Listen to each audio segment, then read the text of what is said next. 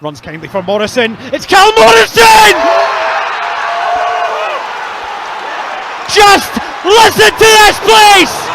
Spencer takes over. It's Brad Spencer! It's in the back of the net! There's Donaldson driving forward. Cole Donaldson! That is simply ridiculous! There's Tom Lang! Oh my word! Unbelievable! Phenomenal! Incredible! Invincible! This is Fakirk Daft. With Behind the Wall and the Falkirk football fans in training. Queens were parked by the Bairns at Hampden on Friday. You see what I did there. And it was another case of 1 going on 5 for Falkirk at the National Stadium. Hello, I am John McAnally. Welcome along to Fakirk Daft. And with me, as ever, the ginger god of pod himself, the one-man band in the main stand, a man sporting a fabulous moustache. If you're not watching the YouTube version, you are missing a treat, ladies. It is Ross Wayne. Good evening, sir. How are you? You're sporting a fine one as well. Are you? Oh, mate. Oh, God.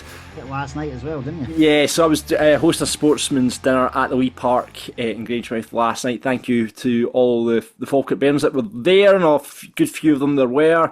Ian Mitchell from the Falkirk Football Fans in Training, Mr. Country Carrots himself, Scott Henderson was there as well, and the dad of this little girl behind me, who, if you're watching the YouTube version, who got the captain's armband on Friday night, Grant, came up and said thanks very much. It was amazing. She had actually fallen off her skateboard during the week and it hurt her hand, wasn't too sure about going to the game, and eventually she went to the game with her dad and got the captain's armband, and look at that face behind me. That's what's all about. You can't buy that smile, can you? You can't buy it. No, exactly. So £6,500 we raised for lymphoma action at the Wee Park.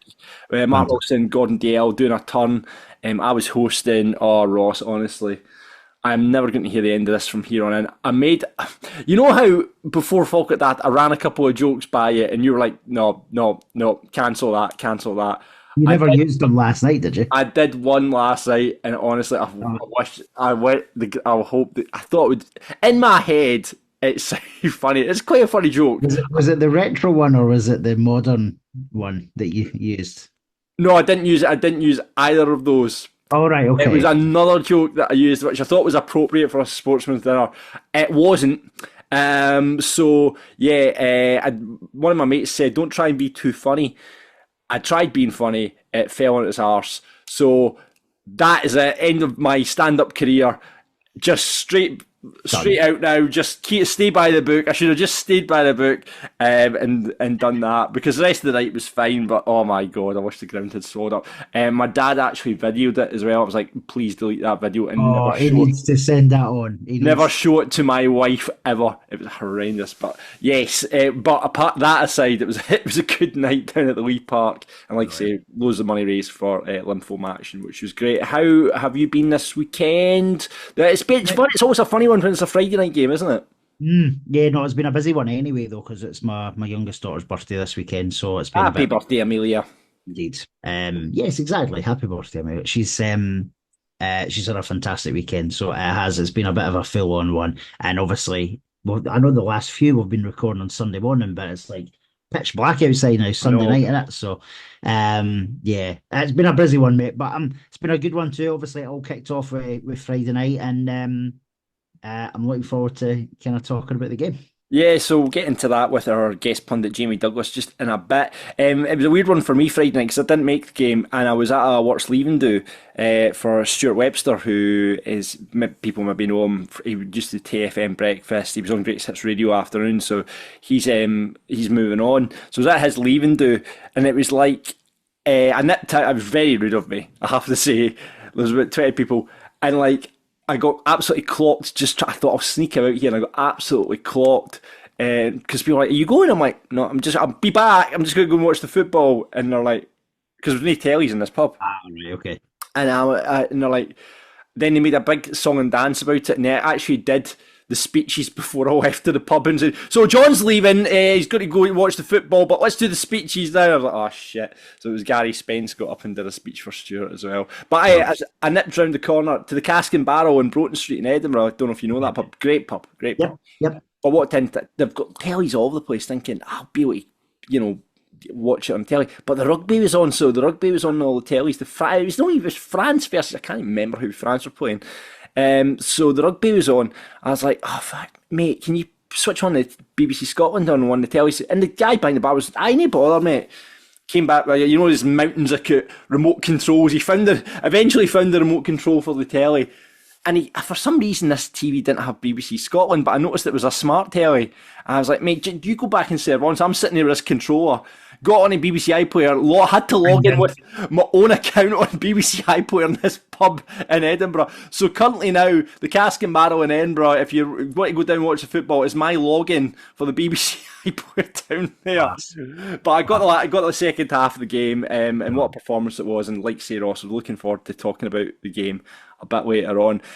It's your daughter's birthday, and it's several other Bairns' birthday as we enter birthday corner once again. So we kick off with Gant says, any chance of a birthday shout out on the podcast for Sue Scott? She turns 56 on Thursday. Happy birthday, Sue! Lauren says, evening, just watched the latest episode, love it, but birthday corner has reminded me it's my hubby's birthday next week. Could you give him a wee mention? John McCath, he thinks you're brilliant, and I know wee happy birthday would make his day. So thanks for that, Lauren. Happy birthday, Happy birthday. John. There we go. And Vicky O says, happy 50th birthday from Ryan and Emily.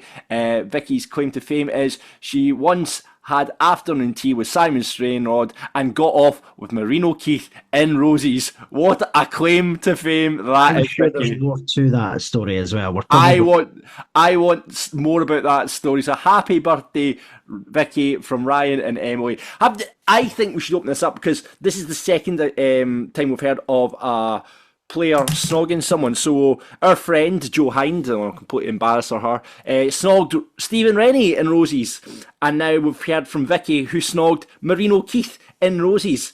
Is there anybody else listening to this podcast that has been snogged by a Falkirk player? I would love to hear from that. I think we will get a few in. I'm sure over the years there has been many a player of the year do or random night out up the town. And who knows, like after the Invincible night out in May, there's probably been a few of the players. I mean, I tried it on with Tom Lang, but there was no joy. But well, could we class that? Could we class that as a snog? Yeah, we could try that on. I told you the story didn't have the really awkward Did I tell you this?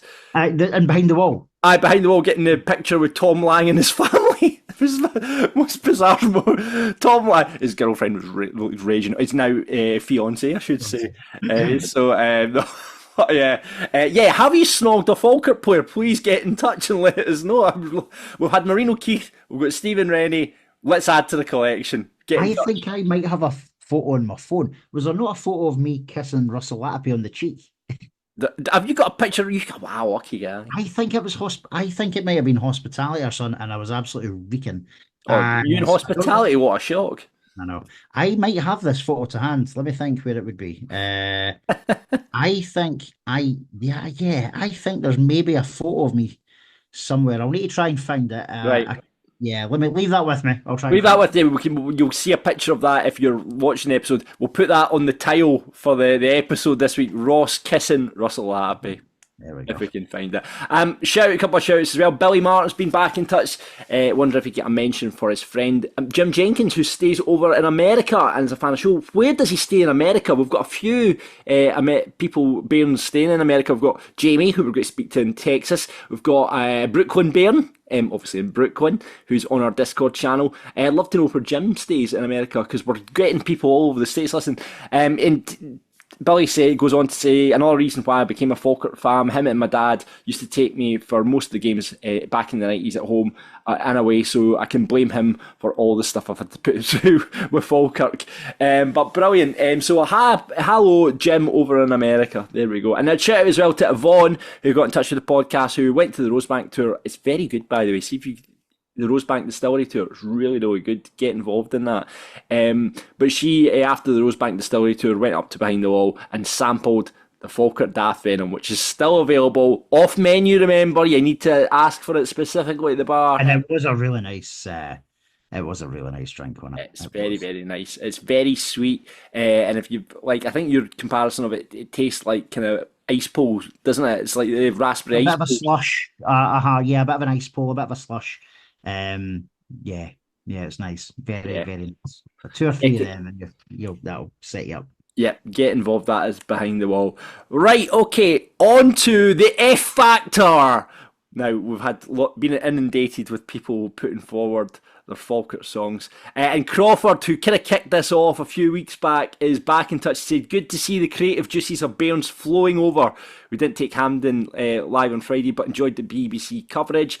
Last 5 minutes were skooky, but other than that, we were in control. Do you think Leon is playing up to his newfound fame, though, with his laying down in front of the cameras, flashing the shorts, then the striptease on the touchline?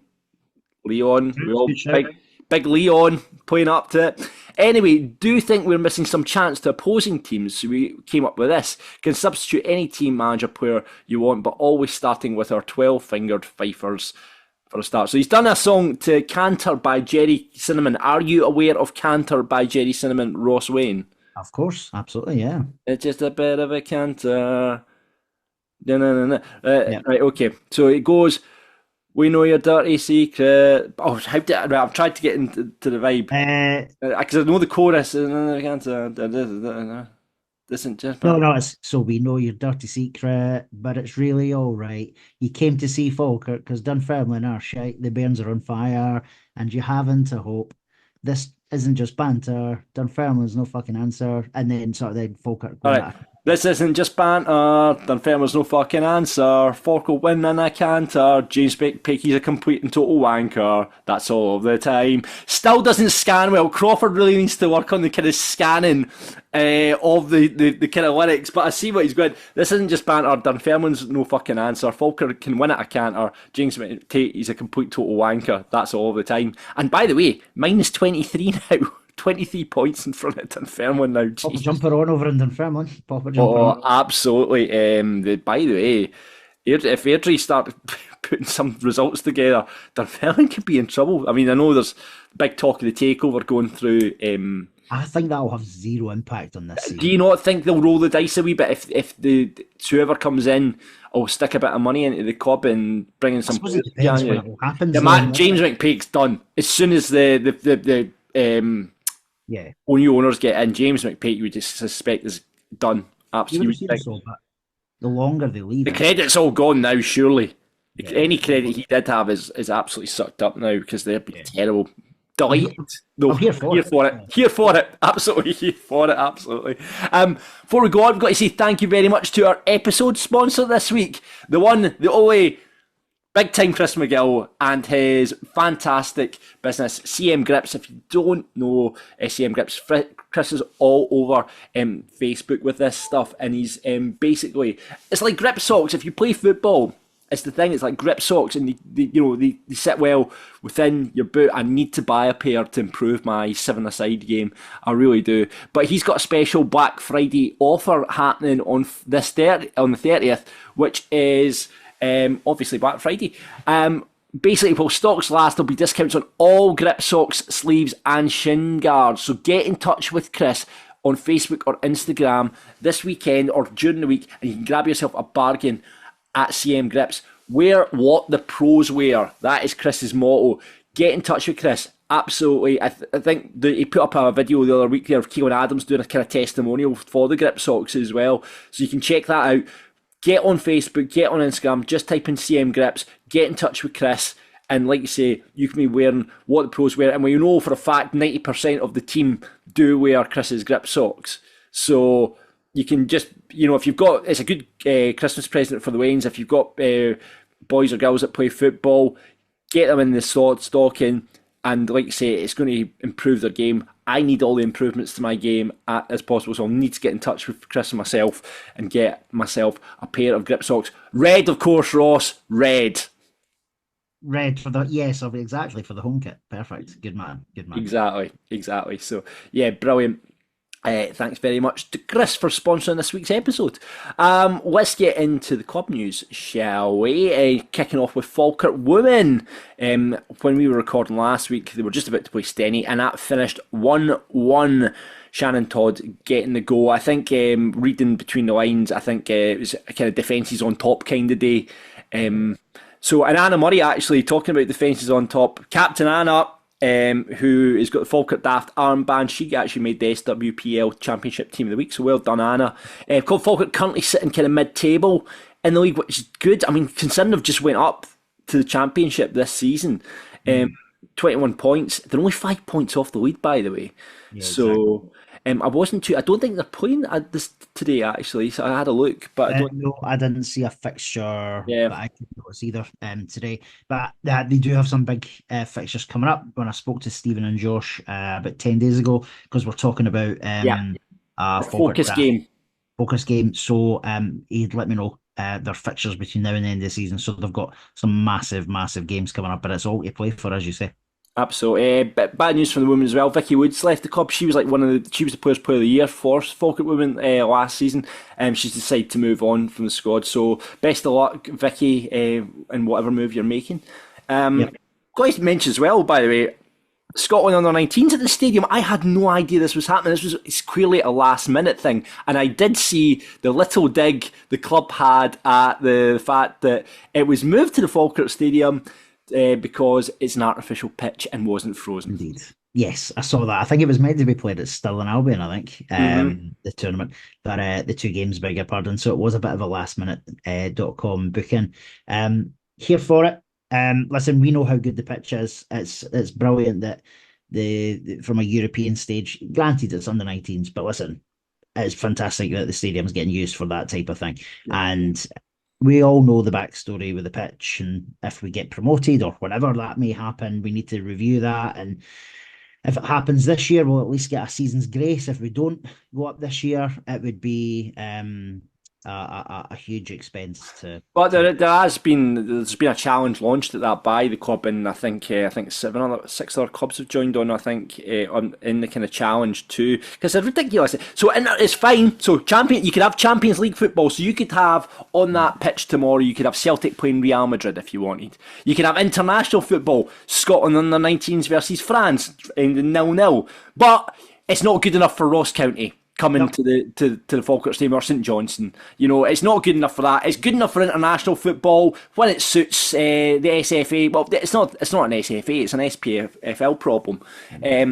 So it's fine for all that, fine for that, but not good enough for a visit of Ross County coming to the stadium. Fucking ridiculous. It is ridiculous, Barry, and I think it'll probably not change now. I'm sure Falkirk and the other teams with the pitches will give as good as they get in the lead up to the change, but it's a real frustration, especially when we know how good our ones. Let's face it, right? Your Livingstons, your Kilmarnocks, these are the getting wraithed. But Jamie said it's pitches at the end of their lifespan, and that's why in fairness, you look at that Livingston pitch and you look at the Kilmarnock pitch and tell it, they do look terrible, but yeah, they do. And every pro will say, I'd rather play on a pitch like Falkirk's than a terrible grass pitch.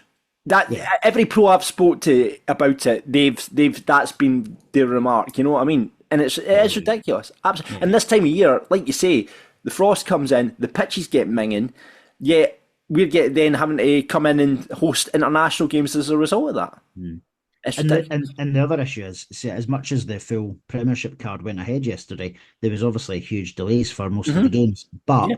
The fact that they've played on the pitches yesterday with that weather, with how they were, the pitches potentially could be ruined just because they played on it. So anyway, listen, we know we can't change it. We'll cross that bridge when we come to it. But frustrating. It is. Did you get a ticket for East Kilbride? It feels a bit like Willy Wonka. You can see people running around down the high street with an East Kilbride ticket saying, I got an East Kilbride ticket. I put my name in the ballot. I didn't get one. Ross, you didn't get one. Few people been in touch with us that did get them. Rob Fleming was straight on to us and said, I got an East Kilbride ticket. Up years. Oh, yeah, do you know, I thought that was a bit odd, wasn't it? Getting a wee dig in there. I got an East Kilbride ticket, so no. Everyone, honestly, it's like Willy Wonka. So well done if you got an East Kilbride ticket. That's At least it's happening. on TV. At least it's on the telly. So I'll be enjoying watching that telly. Maybe I could pop back down to the cask and barrel and get him on use my BBC iPlayer login down there again. But yeah, I'll be on the telly. So well done if you got an East Kilbride ticket. A game that wasn't on the telly but was on YouTube was brilliant during the week. I didn't realise this was even happening. It must have been a last minute thing because Stenny put the Stirlingshire Cup game on the telly. Did you watch it, Ross? I did, yes. Other than the fact that it was obviously one of those. What's the name of the camera company that? Oh yeah, the one that Mark Millett set up. Yeah, I can't remember. Because it just follows the ball. It was randomly following, not the ball. But fair play to them for putting it out. I assume it was a tactical last minute decision because if they'd said 2 or 3 days in advance on such a cold night as Tuesday night was, I am not convinced half that crowd end up at Oakleview.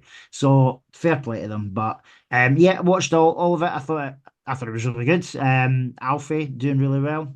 By the way, can we just talk about that? But Alfie through the middle, I thought was, scored got his 2 goals. Brilliant finish from the first one, by the way. What a finish it was. Such a tight angle as well. Well, I thought it was really interesting. He kind of experimented by putting Alfie up through the middle, which was great to see. I don't actually know. I think it was Tony Begg that was maybe taking the team actually, because I think the gaffer was there as well. Was the gaffer there? At the end of the game, I'm sure it was John. I'm sure I saw John McGlynn and Paul Smith walking across from the. Oh, right, okay. Dugout as well. But I actually thought Michael McKenna had quite a good game as well. Yeah, I thought. I mean, and we noticed they obviously didn't make the squad on Friday night, but Callum Morrison looked off it. I think he got hit quite early on, John. From what I gather, one of my mates was at the game and he said that Callum had got a fairly sore dig, hence why didn't play much on Tuesday night. But I can only assume that's been a pretty sore one. Because I thought. I thought when I switched on, I must have missed that because I switched on a bit later. But I thought he was very quiet, very quiet. I mean, Sean Mackey was obviously playing, and obviously we rung the changes and brought on a lot of younger boys, and they struggled a wee bit, I think, at the back, and thus the mental scoreline. But Sean Mackey was pretty solid. Finn looked great as well. It was good to see like the French players getting a run out, and Honeyman. But let's just talk about the big man, Barney Stewart, making his debut in the navy blue. I noticed that. I was like, Honeyman was playing as well, and I was like, I didn't think they'd be allowed to play that because obviously Honeyman's out at Alloa just now, and Barney's obviously playing with Harry Watt, but there must be some sort of dispensation to play in the Stirlingshire FA rules. So if that must be they've obviously checked it out. Apparently, Stennismuir had somebody playing with them that was that's out on loan as well. So I'm here for it, and if these are the type of games that Barney. Looks good, doesn't he? Look good. Just how he scored with his first touch, man. We're at home to Dumbarton on Tuesday night, so you wonder if he'll get a game on Tuesday night under the stadium. I might be tempted to take a wee wander along to the stadium. Yeah, I'm going to go along. I think I'm working, but I know it was a brilliant header for his goal as well, and looks good, man. I'm very excited about Barney joining in January. I'm very excited about He looks like a rugby player, man. He looks like a unit. I saw Spider we had in the podcast last week. He was down there doing a wee vlog as well. So caught up on that. I think he got caught Alfie on camera and stuff as well. So check it out. He got Barney on as well, and I think it Jack, his pal, was singing a Barney song to him as well. yeah. Game, so. Surely, I mean, the Barney song, surely Barney Army, that's surely the chant for Barney. It's got to be, surely. Barney Army, Barney Army. It's got to be. Brilliant. Good. And get down to the stadium if you can on Tuesday, and we'll see if we can win that Stirlingshire Cup again. Come on, the Bairns. Because it's just 2 groups, isn't there, and it's a final. That's how 2 games, and then they go straight through it. You would I don't want to count our chickens, but you would assume we would probably, or you'd hope to beat Dumbarton at home. Bring it home. Well, I would like to win it because obviously Stennismuir have been gloating with it. It's a cracking cup, by the way. You see it. It's a huge cup. Massive. Yeah, it's beautiful. And I once heard a rumour that the insurance for it is quite expensive. Oh, just that trophy alone. I don't know what expensive means to a football club, but apparently the insurance on it's quite expensive. So yeah, bring it home, lads. Bring it home. Exactly.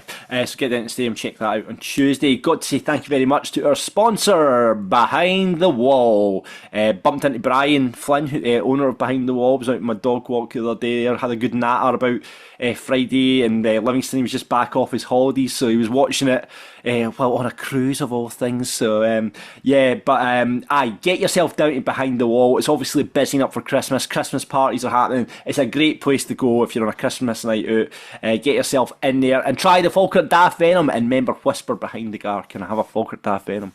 Stay local, eat and drink, global things happening Behind the Wall. Glasgow Da Live is now sold out, unfortunately, but Carol McGee, the psychic medium, is going to be there on the 4th of December. Ooh. Go and ask Carol if she can tell us if Falkirk are going to win the league.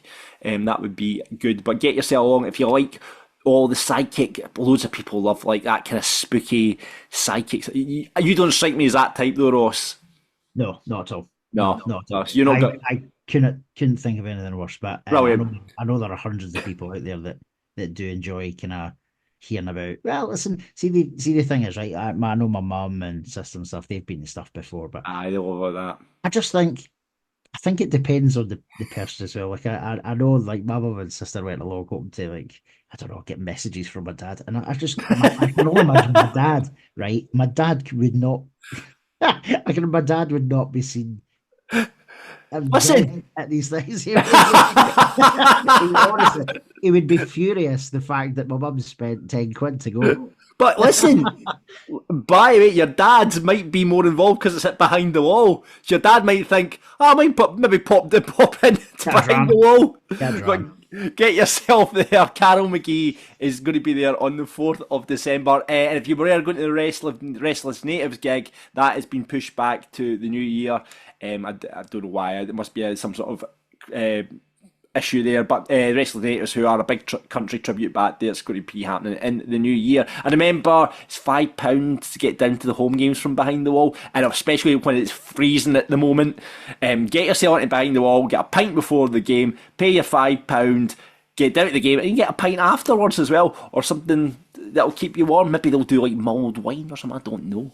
But get into Behind the Wall now, get involved. And if you want to be on the bus, they've put on a second bus for Wraith, so that needs to, the first bus is filled up, so it's going to be a big game at the stadium, and there's a second bus now running, so get involved, speak to Scott, or phone up the pub. There's an option to that push when you get through to the pub. Get through there, get your name down for the bus, and get yourself down to Wraith Rovers on the second bus that's now been put on. So good shout for that. I'm in hospital for that. You're in hospital for that as well, aren't you? Shock. Yeah. Shock. So I won't be using that, but I'll probably go Behind the Wall after it. So looking forward to that. So yes, brilliant. That's Behind the Wall. So let's get into the football, shall we? And we talk about the game which was played on Friday night at the National Stadium as we look at Queen's Park versus Falkirk, and we're going to do that in the company of our guest pundit this week. It's Jamie Douglas. How are you? Good, mate, good. Look at that, the sunshine. He's got his cowboy hat on. So, Jamie, just for people that don't know you, whereabouts in America are you in Texas? We're in south central Texas, about halfway between San Antonio and Houston. And you work on you pretty much have a ranch over there, isn't that right? Yeah. How much land is that? Because obviously America is just mental. The size of ranches out there. It's not big. It's not that big. Well, it is in the grand scheme of things where I come from. But it's about 10.5 acres, which is maybe a couple of football parks. Yeah, and what do you have on the ranch? Well, whatever the wife can rescue. Horses, donkeys, cows, emus. Amazing. Ducks, you name it, she's got it. Fantastic. What a life. And you're from Falkirk originally, Jamie. When did you move out to Texas? When? 2016. 2016. No, sorry, my bad. 2018. I had to get away from Hartley. It's a very good point. And let's talk about your Falkirk journey then, Jamie. You obviously grew up in Falkirk. When did you start going to the games? I can't put an exact date on it. It was before we moved into the new stadium down at Westfield. It was at Brookville, and it would have been, you're talking back in, what, about 2099, round about then. It was my sister and my brother-in-law had talked me into it, going one Saturday afternoon, and then they stopped going to football and left me. And that was you, hooked. And if you're watching the YouTube version, this is probably the best Falkirk get-up we've seen on the show so far, Ross, isn't it? I think that's class. So you've got the flag there. We've got John McGlynn's disco. Is that a poster, a flag, or something you've got behind you? Is it? Aye, it's just I seen it on the internet and I screenshot it and I went, I love it. John McGlynn's disco pants. Brilliant. Brilliant. People must be like, people in Texas must see, because Jamie, like when we won the league, it was brilliant. Jamie sent a video, I think we posted it on our socials, of just, it was him on a tractor and he just seen the score coming in, just like, yes! And then he was getting, it was absolutely brilliant. And then just the videos you get Jamie, like people just like must be going, what is this guy all about? Who are Falkirk? Total random. Love it. That was a great day. I was desperate to get over. And things just kept happening that was putting things in my way, and I couldn't get away. Come back in May, Jamie, because you never know, something might happen. You never know. Jump on the Wayne train, Jamie. You can jump on the Wayne train and think of that. We're asking this question to all our guest pundits this week. Who's the most? We've changed it slightly. Who's the most disappointing player you've seen in a Falkirk jersey? Oh, disappointing. Well, you've got the usual anybody in a Hartley squad, but we'll stay. Stay away from Jake. Oh, I'm between back pass O'Brien, O'Burton. He was a good player, but I think just the way things were going, and it's just between him. I'm between him and Jason Lee. Oh, Pineapple. Oh, do you know, I like Jason Lee. I like Jason Lee. Remember that volley he scored? That was the Local View season. That volley he scored, I think it was against Inverness. We beat them in the first game. Was that like an overhead kick type finish? Oh, brilliant. I think I'll have to stick with Burton. Sorry. That's the second person that said Burton O'Brien. He was a big disappointment, though. He was. Yeah. The level of money he was on as well, wasn't he? That's true. I think that's what it was as well. He was like one of the last of the big wage earners. Yeah, that's true. Very, very, very true. So let's talk about the Queen's Park game then. You would have been, what time did you see it over there, Jamie? It was 1:45 in the afternoon kick-off, and I was off, so... Happy days. Brilliant. So couple of beers, and watch that in the sunshine. What a day! What a day! So yeah, Friday night freezing in Hampden, I suspect. I've told you, I watched it at the Cask and Barrel. Ross, you watched it in the house. In between dealing with girl, was it sleepover on Friday, wasn't it? It was, yeah. So we had loads of people over on Friday night for Amelia's birthday. So I did manage to see the full game though, which I was really chuffed about because I thought there's going to be an element where I'm going to miss stuff here, but I did manage to see it all, and thankfully I did because we played bloody brilliantly. Aye, Ultras making great noise in the stadium as well. Absolutely, you could just hear them throughout the game. It was brilliant to hear. One change, and actually it's a change I wasn't surprised about. Ross McKeever dropping out and Gary Oliver coming back in, and the fact that we haven't lost a game when Gary has started this season probably plays into that as well, Ross. That's a tremendous stat in it. And obviously John McGlynn will be all over that, so he'll know that anyway. But I think that's a tremendous stat. And listen, as we've said, he probably would have started against Livingston had he been fully fit. I think he had an upset stomach or something along those lines. So it's good that he's back, and yeah, it's working so well with him in that role now. Yeah, Jamie, were you surprised that Ross was dropped out in for Gary? It doesn't surprise me, no, because he's playing so well. He's like you say, that start goes, it sells itself, doesn't it? If we've not been beaten since he's been playing, then you've got to. I feel bad for Ross because he's needing to get a run back in the team and get that buzz going again, But he'll just have to, like everybody else that's kind of fell by the wayside with injuries and whatnot. they'll just keep plugging away, and that opportunity will come back. And But if you look at it, the length of time Ethan Ross had to wait for an opportunity and he's grasped it, you could say the same about Gary Oliver now as well. So he will get, I'm sure he will get a chat. Ross will get a chance again at some point, but he'll need to bide his time. Yeah, I wonder. I'll be interested to see what they do at East Kilbride, whether Ross or Gary starts. But yeah, Gary back in the team, playing his bit. Sean Mackey back on the bench. We saw him obviously playing against Dennis Muir as well, which is great to see. Still injury doubt. We still don't know. Tom, we don't know where Tom is in his injury. Cole, I think he should be back. I think he's back running now, so I think he should be back in the next couple of weeks. And we spoke about it earlier on. Cal Morrison took a knock in that Steny game and was injured. The other one that we keep forgetting to mention is Jamie Snedden, Ross. We've not seen Jamie Snedden at all this season, really, even on the... No, I think he played that just 1 or 2 games, didn't he, in the League Cup? Yeah. I think that was about it. And he's been injured ever since. So, yeah, no, there's not been any chatter on him. Obviously, it's a weird situation because unless you have an injury to Nicky, young Hayward's obviously not getting in the team anyway. But yeah, it'd be good to find out some information about Jamie. I see he's made it down to their team Christmas night out in Liverpool. The full squad are there, which is good to see as well. I've not seen any pictures of this, Ross. Have you seen pictures of the just a couple? I'm sure they'll be very careful not to put anything too bad out. But yeah, no, the full squad are down there.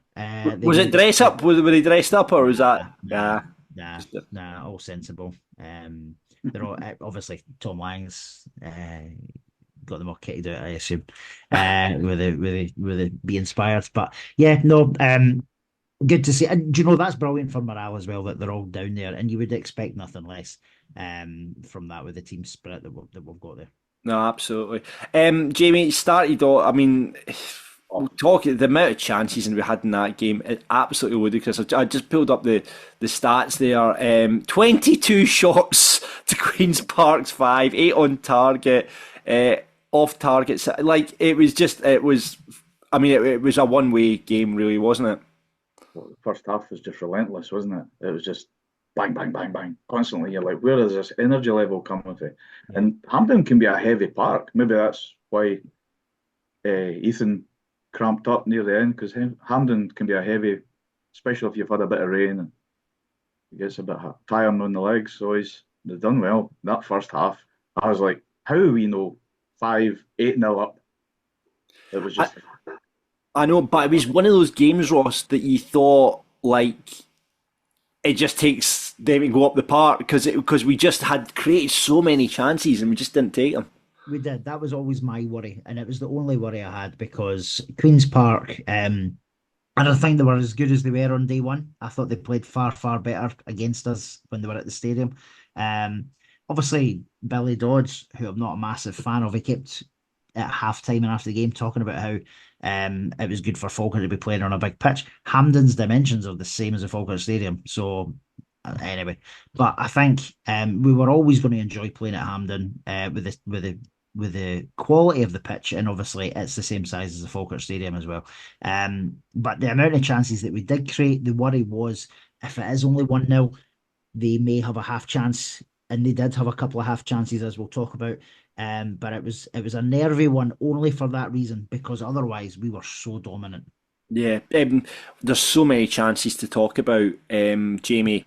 I guess the chance that what's the best chance? I mean, what do you think? There was about 4 or 5 I thought we should have scored. What do you think? What ones did to stand out for you? Oh, it had to be Ethan. Well, pick one of Ethan's. There was his runs were incredible. They were absolutely fantastic, and then he cuts in, and then you think you just pick a bottom corner that is just keep it on the ground or something, and he was just. I think the defence was kind of making his mind up for him as well, and they just leathered it, and it was pretty much straight at the keeper.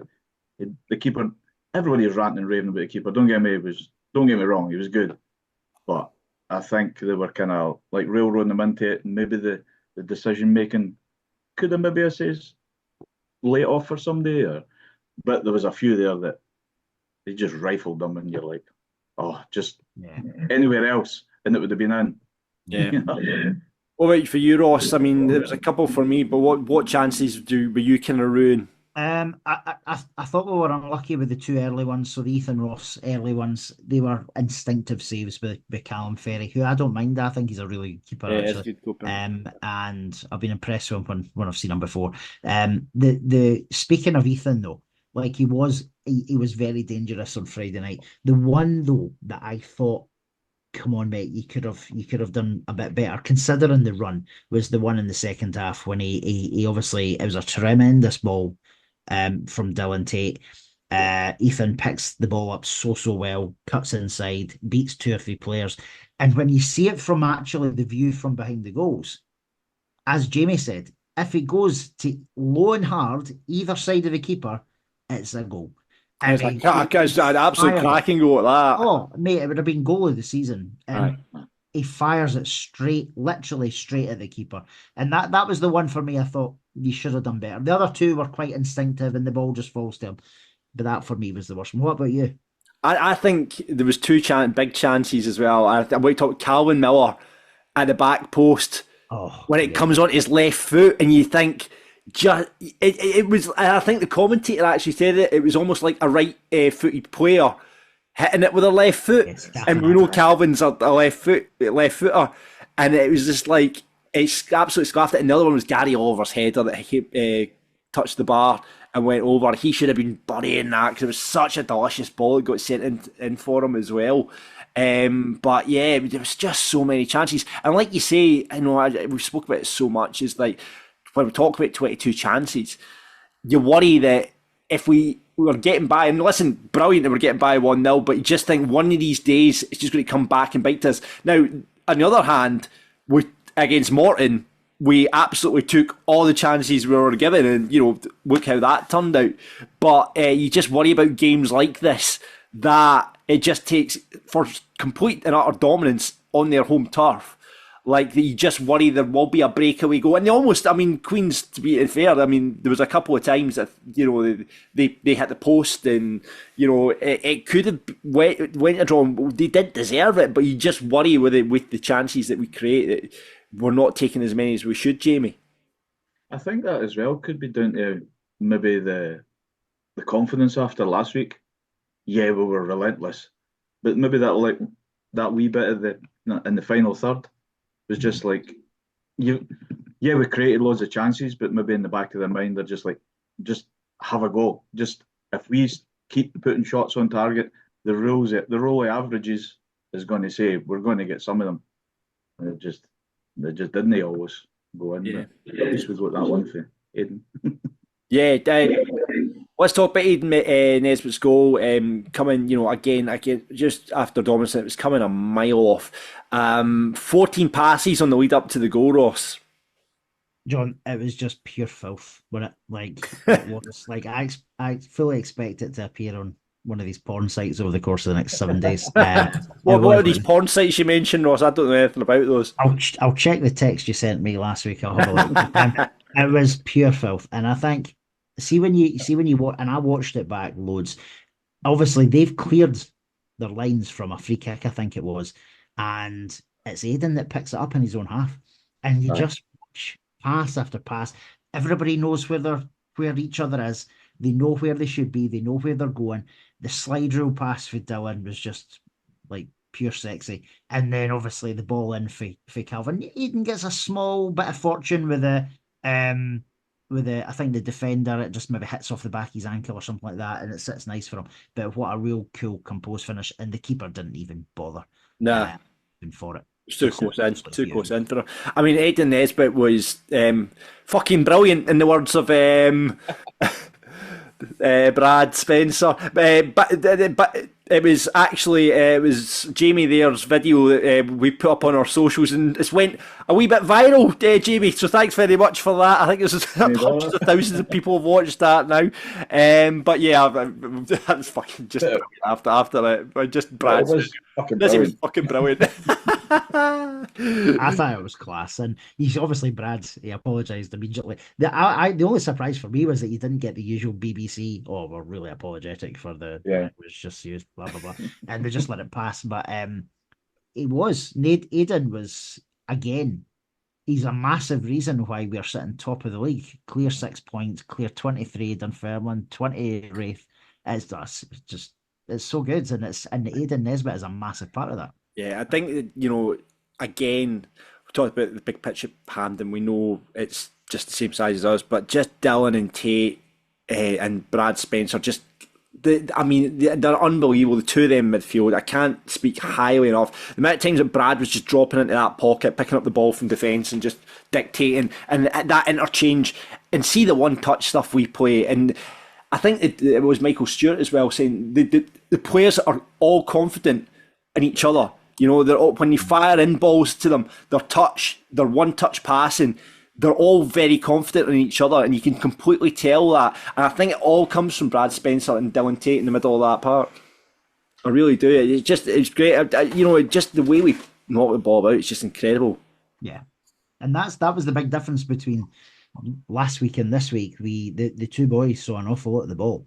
But they had a bit of fire in the belly as well. Yeah, I think the players will have been pissed off that we've lost that game to Livy, and it's not that we can't or should never be beaten, but the manner of that game, it was, it wasn't a normal game. So you could definitely see there was fire in the belly there. Yeah, I was speaking to, I was doing the Sportsman's dinner last night with Mark Wilson, and Mark said to me, we get the game on Friday, and I said, no, I said, I was flicking through the channels and I thought, I'll watch this for a couple of minutes. He said he watched the whole game and was so impressed by Falkirk and the football we played, and he said it was just brilliant. And he was talking about the midfield and just saying that the interplay is unbelievable. But is this the best? We've asked this, Jamie, a couple of times, I think. Is this the best midfield two we've ever had at Falkirk? It's close. It's the best. Well, two, yeah, I think it is. As a two. I'm not stopping, just a midfield, like as a midfield two. Just that pairing, and then it creates that link in that midfield right up that spine. Because you've got Gary Oliver's work right up the front. He's and Aidan Nisbet linking up and the movement, and then the wingers spraying it to the wingers, and even across the back. It just radiates, I think, through the whole team. I cannot talk about Luke Graham enough.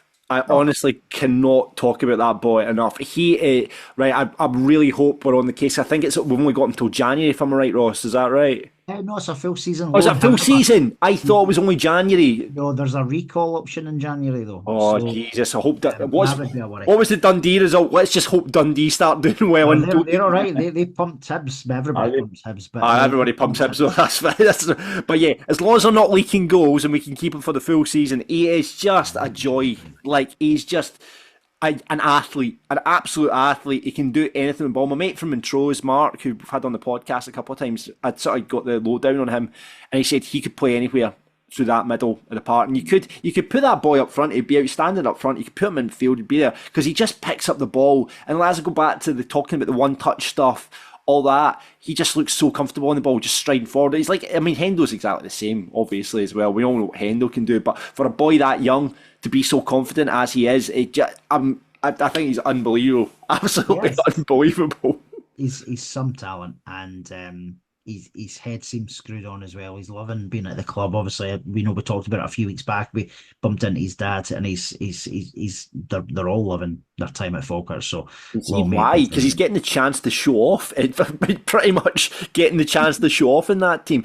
I mean, it's another clean sheet for the defence. We talk about the chances, we talk about the attacking, but you've got to give big credit to Luke, Hendo, Leon, and Keelan with Nicky just behind them, because we've not conceded many goals this season. We really haven't. No, we've not at all. It's all credit to the boys at the back, because they've been absolutely sensational. When I'm just looking at the table just now. It's like we've only conceded 9 goals this season. That's mental. In 15 games, we've only conceded 9 goals.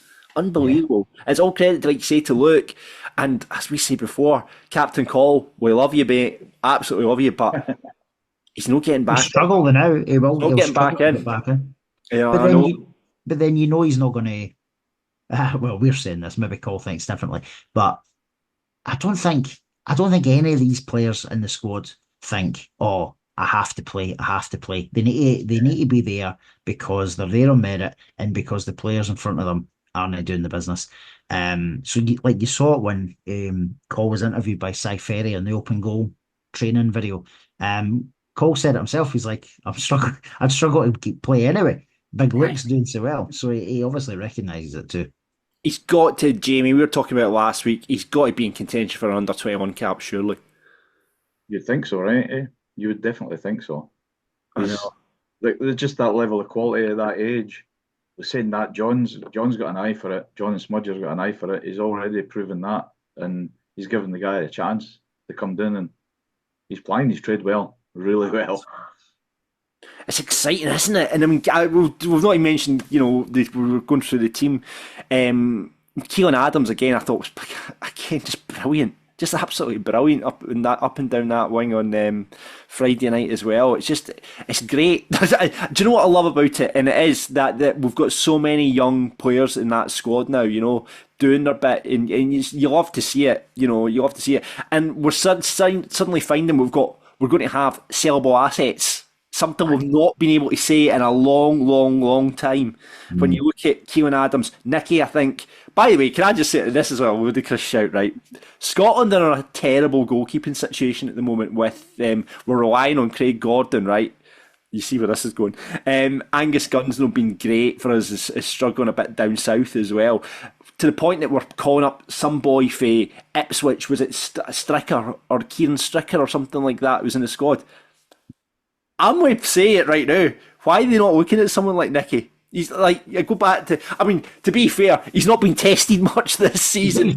Well, he has to a degree, but I think I'd be shocked if they. I know, but in the championship, I think if he was playing in the Prem, there'd be a sporting chance. He might have a real strong case. Listen, this time next year, let's see. This time next, here we go. The Wayne train's at it again. Jamie, I'm presuming you're on the Wayne train as well to the Premiership.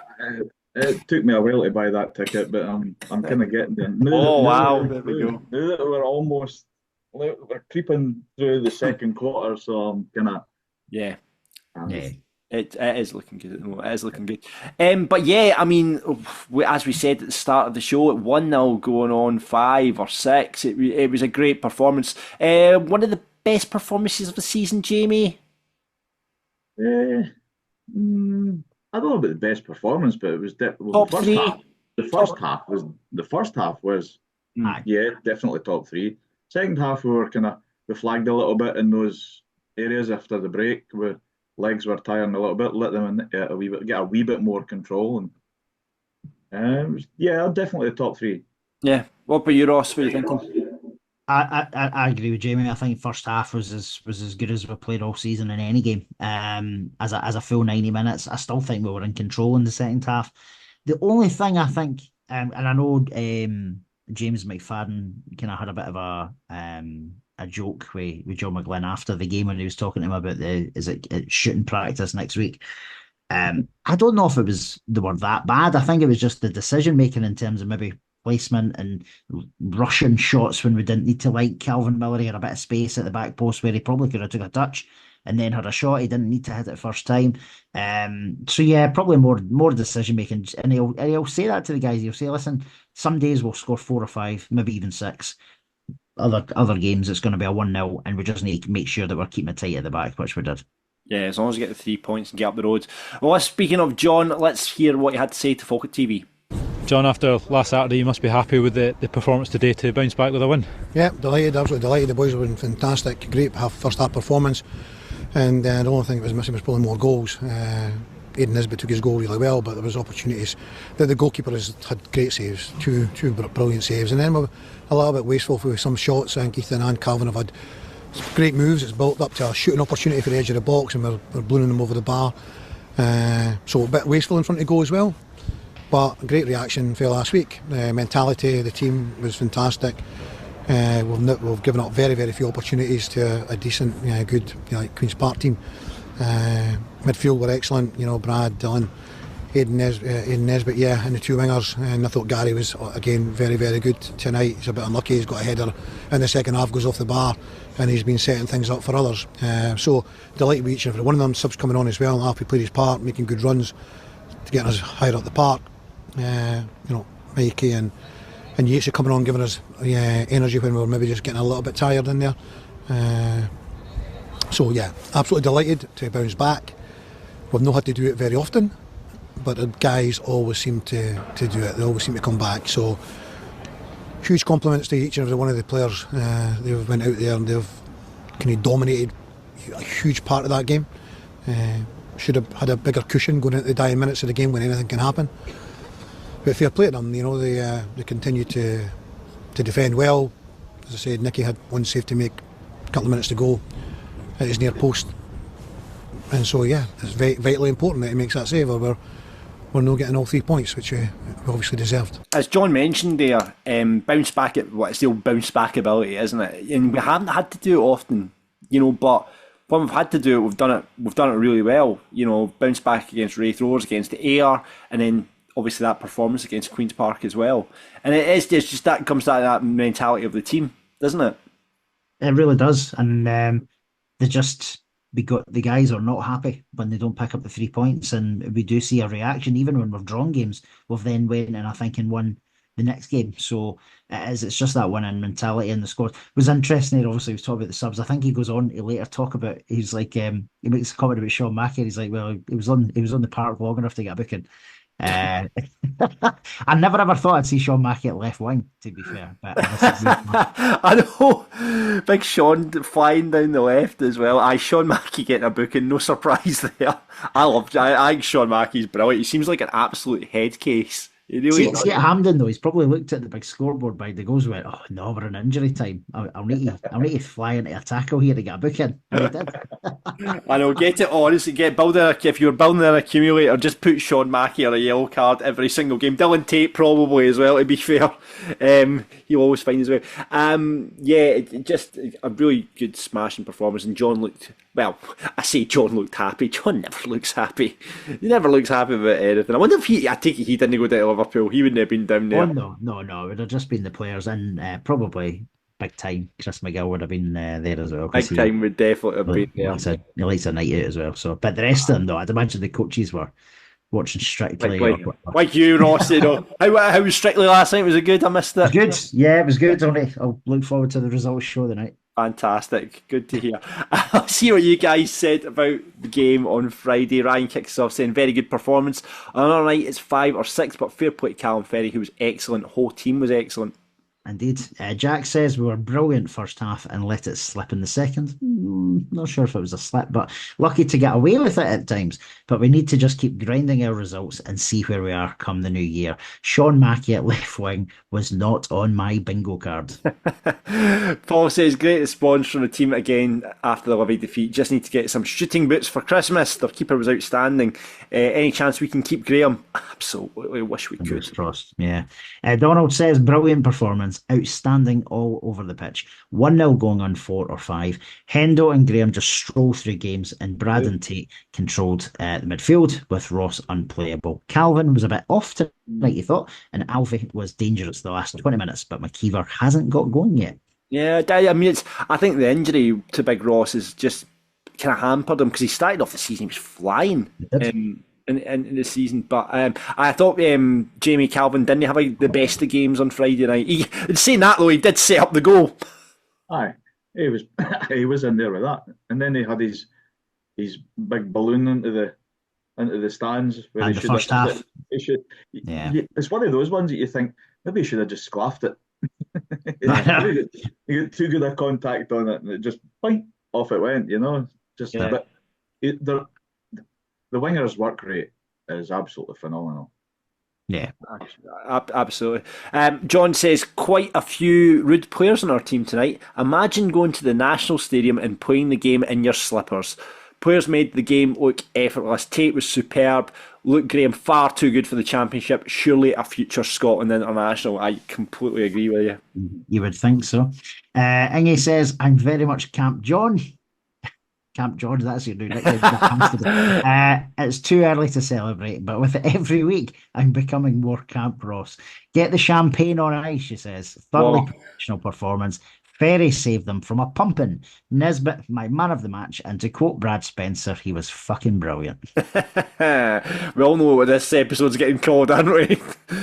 2007 Bairns. I'm left a little frustrated. We should have put them away and coasted the second half. Instead, we're left wanting the whistle to blow. Build-up play is some of the best I've seen. We need an out-and-out goal scorer to put away teams. Ross, brilliant until front of goal Nizzy, and Spencer, class as well. Raymond says, back to playing like Falkirk again after last week's blip.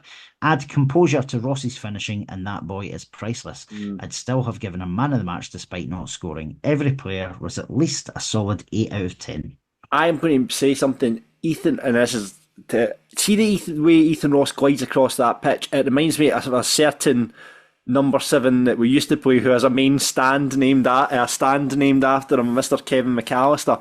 It's just the way he runs with the ball.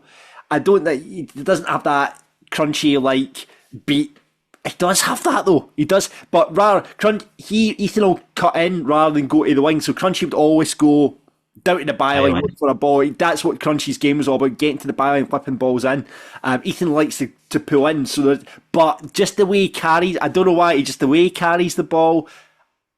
I mean, it's big comparison to make, but yeah, I honestly, I think the way he's playing at the moment, he's. So are you suggesting that as well as the Keelan Adams East stand, there may well be Ethan Ross North stand coming soon? He has been. I think he's. I mean, we've talked about it so many times, player of the season, but Ethan has got to be in contention. I mean, every single one of them on that part could be a player of the season. It's ridiculous, absolutely ridiculous. Callum says, great way to bounce back after last week. Brilliant football all game, and there was only one team that deserved the 3 points. On our day, it would have been 5 or 6. And last but not least, Random Falkirk fan says, just a wee start for the podcast, which we've shared already. But so far this season, we've had 11 clean sheets in all matches, which is only 9 away from last season's total. Oh, wow. And it's only been 21 games so far. Plus, we're only 3 points from matching the points total from when we were relegated, which was 38 points. So that was obviously 2018-19, we finished on 38 points. That's crazy. Isn't it? That is absolutely amazing. And I'm going to put out here, I don't think we're getting relegated. I'll definitely stand up and say we're not getting relegated. There you go. Here's a question though. Will the relegated team, now we don't know who that's obviously going to be, but will the relegated team get anywhere near 38 points? Because I'm not convinced. No, I don't think so. I think Airdrie they're looking in dire straits at the moment. Really bad. Yeah, they don't look great. And then Dunfermline are poor. Team hitting a miss. Brilliant. I love it. Dunfermline porn again, isn't it? Dunfermline. The fact that Airdrie, Wraith, and Dunfermline are shite this season is brilliant. I am so here for it. I love it. Absolutely. Just keep talking dirty. This is exactly. I know. Fakirk Daft rated. Let's go to that. Jamie, what are you thinking? Who was the rated player of the match? I'm between Ethan and Brad. And I think just Brad pulling strings, and I don't know. Really, I'm struggling because that was just a team performance. It was up there, but I'm going to get to Brad just because of the midfield pulling strings, and I would like to give it to a goal scorer as well, but I don't know. I'm going to stick with Brad. Stick with Brad. Ross. I've got Brad. I've got. We haven't mentioned Dylan Tate, by the way. How fucking good was that ball down the channel? He was brilliant. Dylan was absolutely. Some of the balls he was pinging about were incredible, and some of those inside little passes were unbelievable. There's almost a shout that almost every starter on Friday night could be the player of the match, but I'm going to go with Nesbitt. I thought he was all over the place, and he took his goal, and the goal had been coming as well. So I'm going to go with Nesbitt. You're going to give me a cast and vote here now, aren't you? I'm going to go with Ross though, Jamie. I'm going to say Aidan Nesbitt as well because he was fucking brilliant. And He was, Aidan, I keep saying he doesn't get the credit. I think he does get the credit he deserves, because you hear the player, you heard Brad talking about him. Obviously, he's John McGlynn's favourite, right? We all know that, because he just, and then you can see why, because he just works so hard. There was a brilliant tackle he made when he backtracked. I don't know if you remember it. He just backtracked and made a fantastic tackle and won the ball and just got the ball and went back up the park with it. Do you know what? For that alone, absolutely, Aidan Nesbitt gets the Falkirk Daft rated player for this week. That's 2 he's had this season. There we go. Right, Dafty. There's only one person that's going to this week, surely. It could have been Falkirk Daft rated, but surely Brad Spencer, for swearing live on BBC TV, has got to get the Dafty of the week. I think so. He could have got both, couldn't he? He could have got both. That's it. He was right on that knife edge. Yeah, I know. It's harsh giving him Dafty for that, but yeah, probably is. He probably is. Love it. I absolutely love it. Having worked in radio, and we do get times where people will swear on Super Scoreboard. We've got a delay, so it's like a 10-second delay. So you push the button and it wipes the last 10 seconds of the show. But obviously, BBC didn't have that. You would have thought the BBC would have had some sort of delay in, wouldn't you? Yeah. It's obvious that it's different in radio, because you can build up kind of a delay and then dump it. But but it's brilliant, absolutely brilliant. Loved it, absolutely loved it. Right, fantastic. Business is almost done. But first of all, before we say bye to Jamie, bye to Texas, we've got to do Falkirk Daft versus Yes. It is our new quiz show for the new season. 5 questions about Falkirk in a penalty shootout style. You have take on me or Ross. This week it is me, and Ross is doing the questions. It's currently 10-2 to Falkirk Daft after Ross's loss last week. Dubious loss. It's not dubious. Tainted title. Absolutely not. So it's 10-2 at the moment. I'm going to take on Jamie, and Ross is going to do the questions. I am indeed. It's a cup special. Ooh! Because obviously we do face East Kilbride in the Scottish Cup. We'll be chatting to Mick Kennedy just in a minute. We will be. And but yeah, so we've got a cup style. John, have you got something to write your answers down on? Right, brilliant. And so Jamie, John will be writing his down. I'll be asking you yours verbally, but we'll get John's written. Oh no, we'll get your verbal answer first. Beg your pardon. So guys, question number 1 then. How many goals did we score in last year's Scottish Cup? Jesus! How many goals did we score in last year's Scottish Cup?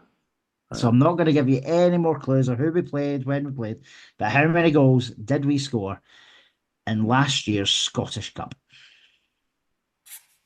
I've written down an answer. Photo. You've got one. Jamie. This is just a pure random guess. Okay. 17.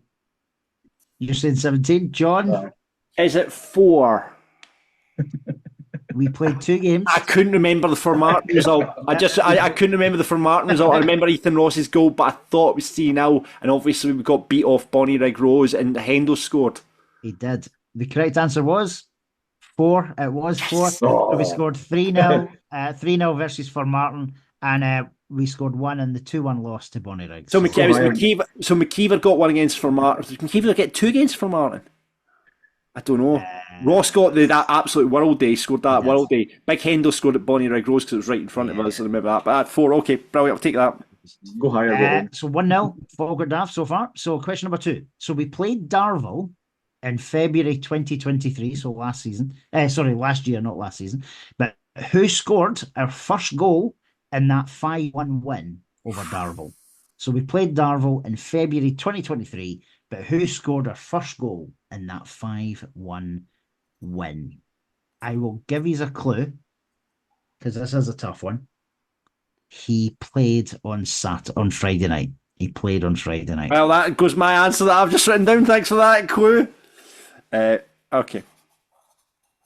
Let us know when you've got something written down. I've got something written down. Okay, Jamie, come to you. I'm just going to go with my first gut instinct. Hendo. You're saying Hendo. John? Gary Oliver. It was Gary Oliver. Callum Morrison, who I think you've got written down. Scored down. He did. He scored the second one. Hendo did score that night, Jamie, as did McGuffey. Scored Hendo was out. I remember that Pavlov game. Hendo was unbelievable that game. Hendo scored a really nice headed strong goal, didn't he, that night? Yeah. Yep. So Yeah. 2-0 to Falkirk Daft. Question number 3. Prior to playing Darvel, who was the last non-league senior or non-senior side that we faced? Prior to Darvel. Prior to Darvel. So who was the last non-league or last non-senior side that we faced?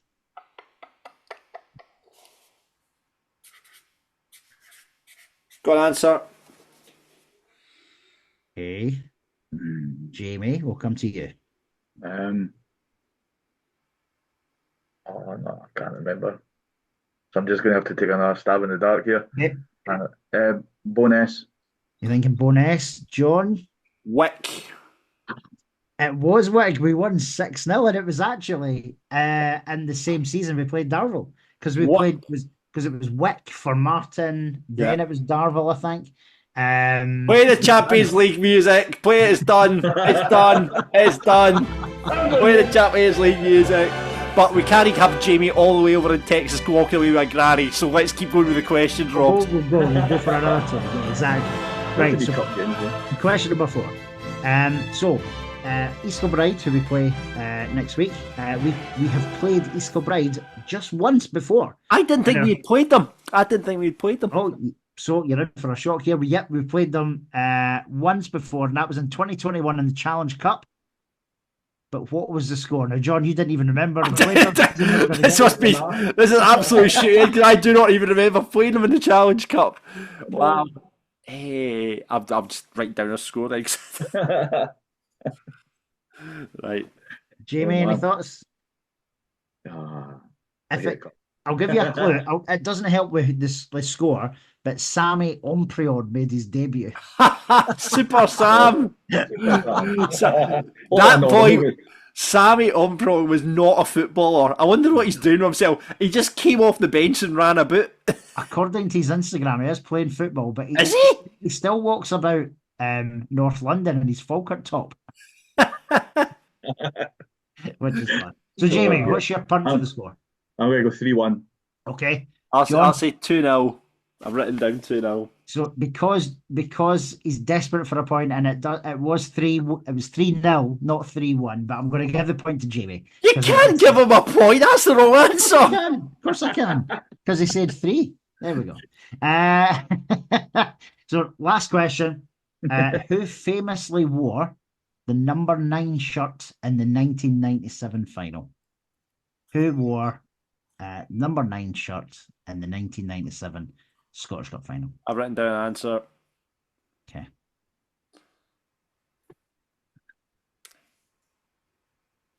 Jamie, we will come to you. What's your plan? No, it wasn't him. You changing your answer?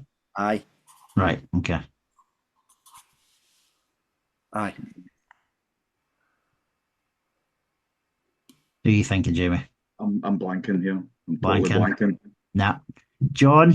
I had written Scott Crabbe, but I think he was number 8, so I've changed it to Paul McGrillen. Paul McGrillen wore number 11. Did he? Damn it! You were right to say Scott Crabbe. Oh, I thought you would add he had number 8, but who would have been number 8 then? I can tell you that because obviously I was Scotty on the Scotty McKenzie was 6. Scotty McKenzie would have been 6. Yes. So Davy Hagan? No, Davy Hagan was 2, wasn't he? I think Davy Hagan was 8. Let me just bring it up because I was on the very, very good Better Medal website, which I'm sure loads of people use to get my Scottish Cup questions. Right, so we have in numerical order. Let me see. Craig Nelson.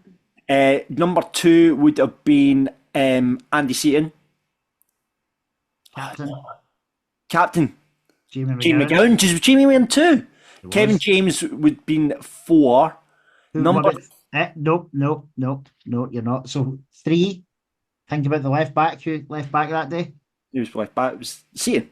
Andy Seaton. Yep. Number 4 though was the goal scorer. Ollie. Then Big Kev. 6 was Scott McKenzie. No. Was No. Scotty not wearing 6? 6 was Andy. Andy Gray. 6 was Andy Gray. Yeah. 7, we don't even need to mention because we know fine. number 7. 8, Scott McKenzie. You just said him. Aye. Yep. 9, Crab. 10 was Davy Hagan. 10 was And Davy 11 was Paul McGrillen. And for those that care, 12. Gerard Fellner was 14, wasn't he?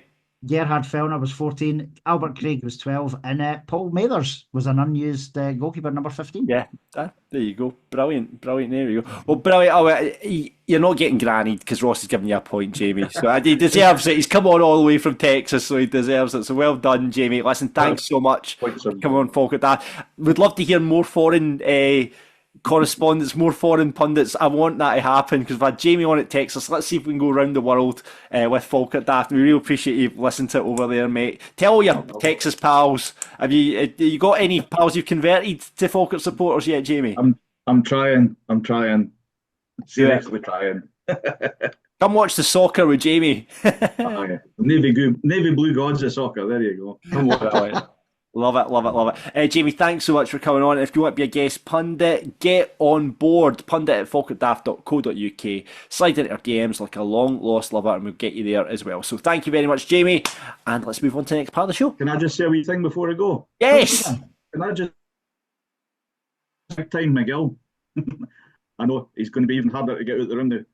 Chris McGill sorted out a couple of videos for Jimmy Miller, who's in the hospital now. He sorted out a couple of videos for Big Sexy Tam Lang and Jimmy Snedden. So nice. Our Summer Santa stroke Tommy Tippy. Much needed get well. It put a smile on his face. Yeah, listen. Hopefully he's smiling soon because I know it's probably a tough time for him there. Yeah. Aye. Get well soon, Jimmy. Get well soon. He just wants to see us lift that trophy at the end of the season. He'll be a happy man. Absolutely. Absolutely brilliant. Listen, thanks very much, Jamie, and we'll get on to the next part of the show. This is Falkirk Daft. With Behind the Wall, we're navy blue. Are you? So at this point, we were meant to be talking to East Kilbride manager Mick Kennedy, but he's just messaged us saying he's been caught up at a business meeting in Edinburgh. I'm saying caught up at a business meeting. I'm thinking on the piss in Edinburgh because the rugby was on there today. So I'm at the rugby with Black Rooster. We obviously know Mick. Mick's been on the show. We spoke to him prior to the Darvel game. East Kilbride, let's talk about that. Now, I didn't realise we'd played them before. I had in my mind this is the first time we'd played East Kilbride, but we played them in the Challenge Cup. Was that at the stadium or at K Park? Yeah, no, it was at Falkirk Stadium. As I say, big Sammy on pro ladies. Do you know, I was racking my brain before I looked at Better Medal as to who scored because I couldn't remember like details of who scored. But Seb Ross, Ethan's brother, scored that night. So maybe Ethan will do something that his brother's done. Yeah.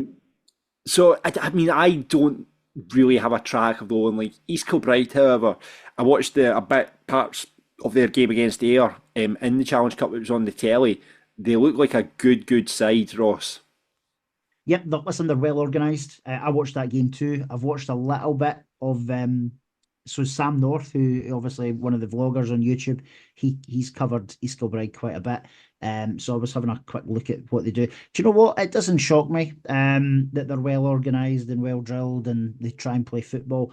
I think that will help us though. The fact that because they won't lump it up the park. I know there's a bit of jokes between Cy Ferry and John McGlynn since the draw's been made. And obviously John McGlynn finished his Falkirk TV interview, didn't he, on Friday night by saying he messaged Cy and told him we were playing 4-4-2 and just lumping the ball at the park. So I expect East Kilbride to play football. I think that'll suit us. I think so. Yeah. I think Mick and certainly Cy Ferry are teams that want to play football.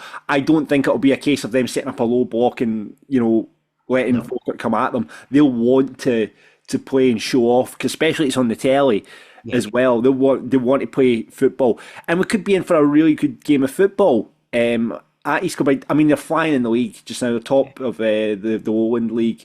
I mean, it's quite looking at it, it's quite tight between Celtic B, Cali Braves, and Trinent. And Lithgow Rose are actually only 3 points off the top. It's really tight. Lithgow's doing well. They've got Rafe at home, by the way. By the way, that's the ones as well. Banks of D are taking on Airdrie. I think it's Banks of D are taking on Airdrie. That is that is Scott. By the way, there's a potential banana skin. I mean, it is a banana skin for us, but as we've shown up when we went into the Darwell game, we talked about it in the quiz there, and there was all this, the beating Aberdeen, and we showed up there and we absolutely pumped them. The Ayr result might actually help. Us, to be honest, because if there was any notion of us taking it lightly, that's now gone. And as we saw with the Darwell game, Falkirk were well up for that game that night. We did not want to be an Aberdeen, as in laughed at on national TV, like Aberdeen were that night. So no, I don't envisage John McGlynn doing anything like that at all next Monday. I'm not overly convinced there'll be wholesale changes either. Why would he? I don't think so. No, I don't think so. Why would he? There's no need. So we've got Wraith at home on the Saturday at following East Kilbride, but I don't think that will have any bearing on this side that he puts out. They didn't play at the weekend. Their game was cancelled as well, so they've had a long time off. I mean, when you look at us, that's the longest we've probably been without a game in so long, when, you know, we're going Friday into Monday. So it's pretty much a full week and a half we've got off. Obviously, you mentioned the boys were on their Christmas night out, so they've taken advantage of that as well. 660, we talked about it at the start of the show. Well done if you've got the golden ticket and are skipping down Falkirk High Street with that. But yeah, it'll, like you say, Ross, I mean, you look down the squad, ex-Bairn in there. Who's the ex-Bairn that plays for East Kilbride, Ross? We've just signed him. It's I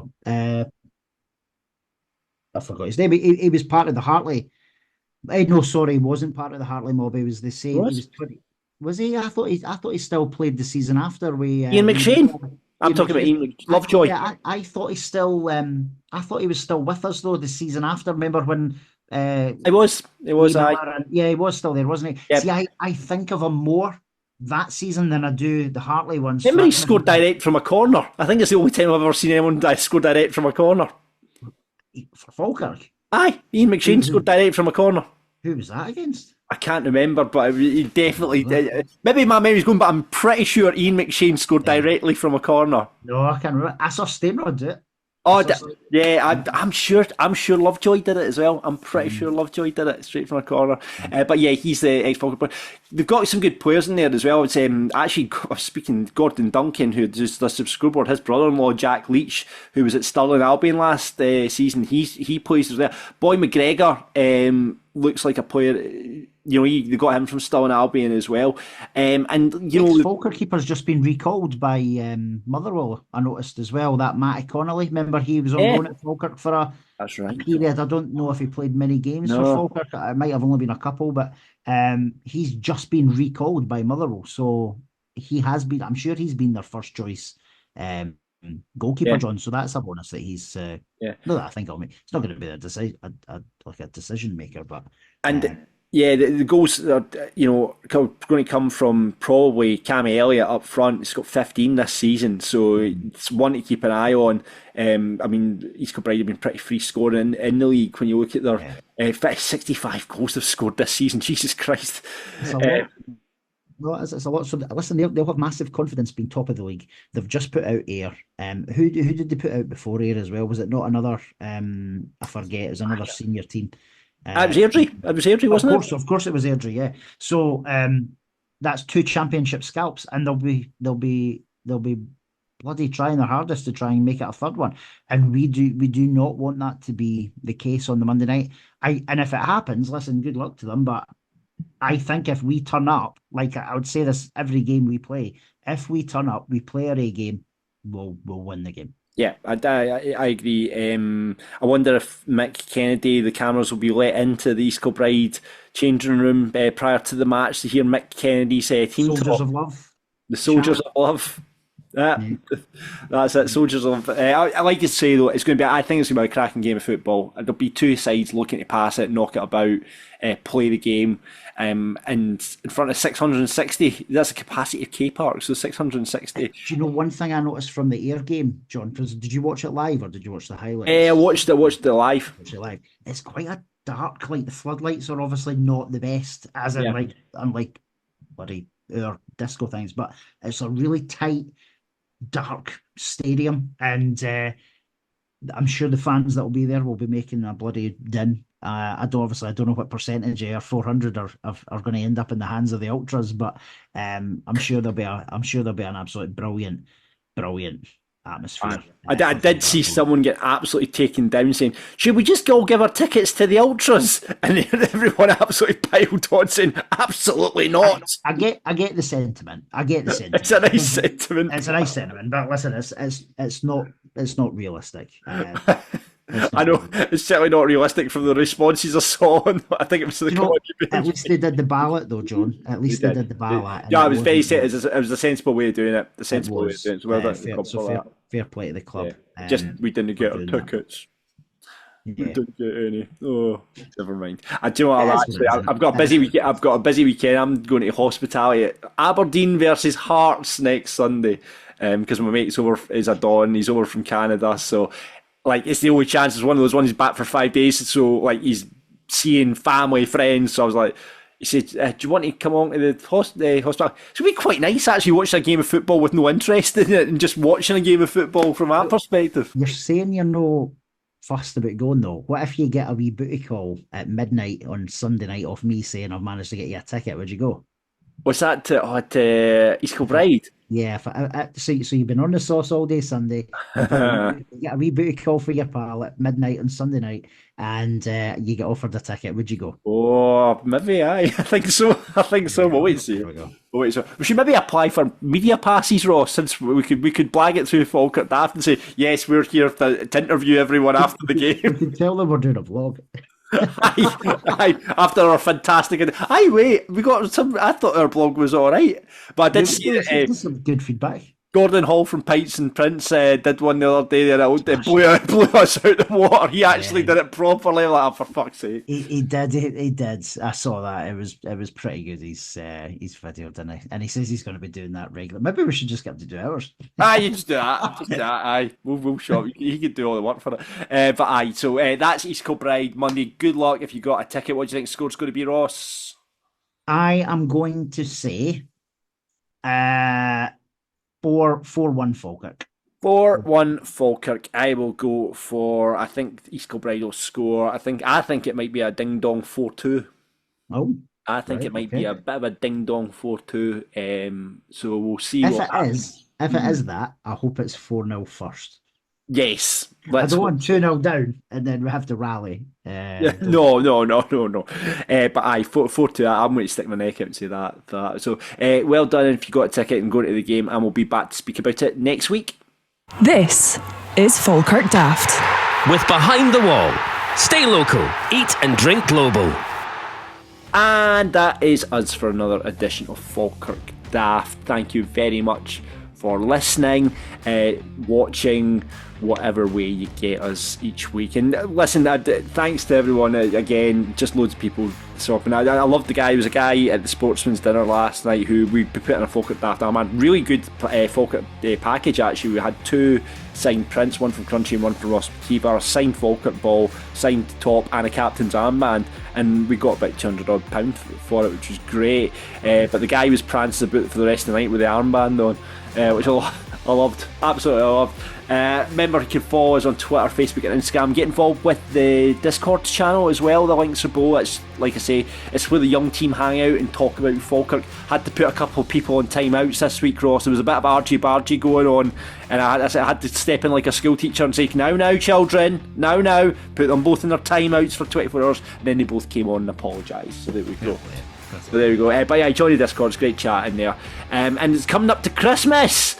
So we mentioned Pints and Prints. We've got a couple of t-shirts on there, the Falkirk 316 and the Falkirk Daft with the red Tenants logo. You can get them on Pints and Prints. Or head over, we've got a Black Friday sale on our merch, 30% off. on Friday on Falkirk Daft merch. So if you want to get something for kids for Christmas or your partner, or you just want to treat yourself, merch.falkirkdaft.co.uk. Get on there on Black Friday. You get 30% off all Falkirk merch. So get on there, Black Friday deals, and you can be kicking about the stadium with some Falkirk Daft stuff. I'm going to buy a Falkirk Daft bandana for my dog, because we have to buy the merch as well, you know, we don't wear it. We don't get anything for free. No, we don't get anything for free, unfortunately. And do you know what it's like, Ross? I don't. You just feel like a bit of a prick wearing your own merch as well, wouldn't you? You'd feel apart bespoke Falkirk t-shirts like from Pints and Prints or Falkirk 316 Falkirk Daft t-shirts. That's all right because it's a bit subtle.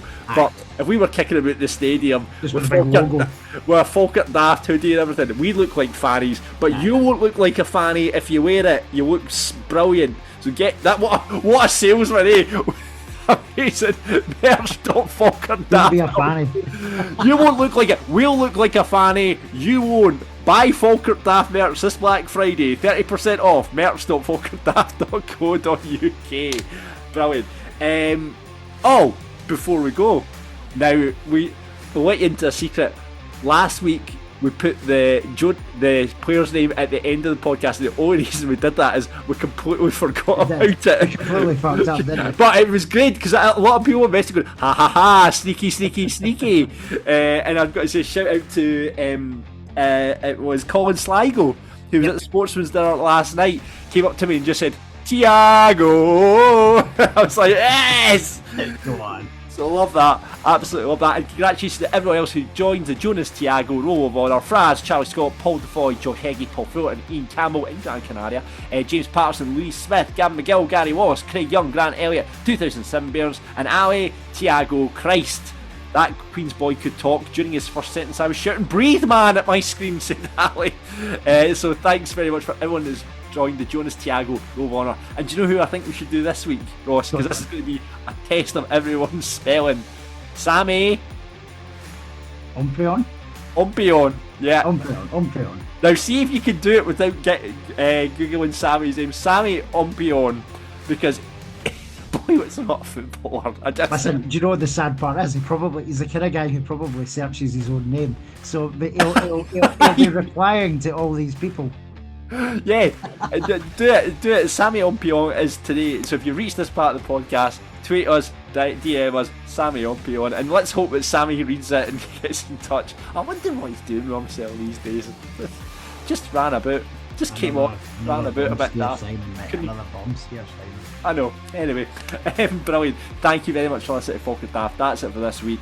We won't be back on a Monday next week, so when next week's episode will drop at some point, we'll let you know on our socials because we've not worked out how we're going to do it. But we've got a weekend off next week, Ross, and then we'll probably hopefully record the Tuesday and then drop it Wednesday. That's kind of my working. That's the plan. But look out for that on our socials as well. We'll let you know what is happening with that. Brilliant. Okay, let's get up the road. Expect unexpected, buddy. Let's do this. We're Falkirk Daft, talking about the dark blues and having a bit of a laugh. We're Falkirk Daft. You can listen in the pub or you can listen in the bath. We're Falkirk Daft. For everyone who's caring about being a Falkirk Bairn, we're Falkirk Daft. We are Falkirk Daft.